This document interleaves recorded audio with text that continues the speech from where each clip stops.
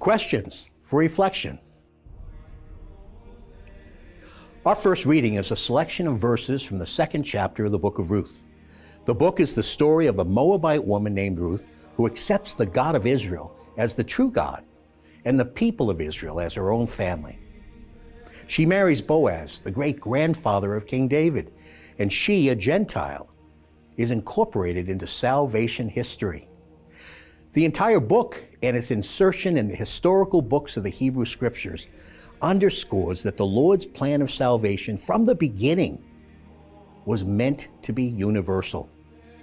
He chose Israel in order to show all of the nations His loving plan, and He intended to bring all of the nations back to Himself. Ruth is one of 5 women mentioned in the genealogy found in the first chapter of the Gospel of St. Matthew.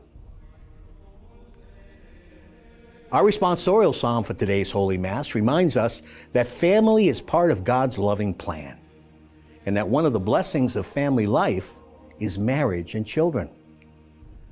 How blessed are all who fear Yahweh, who walk in His ways.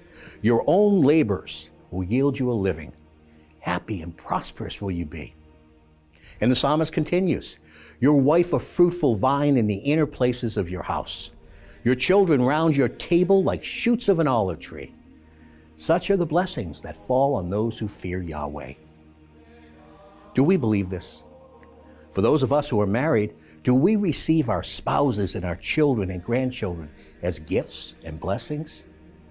They are. Let's treat them that way. In the gospel text appointed for today's Holy Mass, Jesus warns His disciples against the scribes and Pharisees who teach the law but fail to live it. In a homily on this passage, St. John Chrysostom asked this question, and I quote, "Is there anything more lamentable than a teacher whose only way of saving his pupils is to tell them not to heed the life of the one speaking to them?" End quote. The problem continues in our own day. We all know we have leaders in the church we love who are not living the very faith they claim to teach. But it also presents an invitation to each one of us to ask, are we walking the talk? It's a question we should ask daily. Then, ask the Lord for the grace of continuing conversion.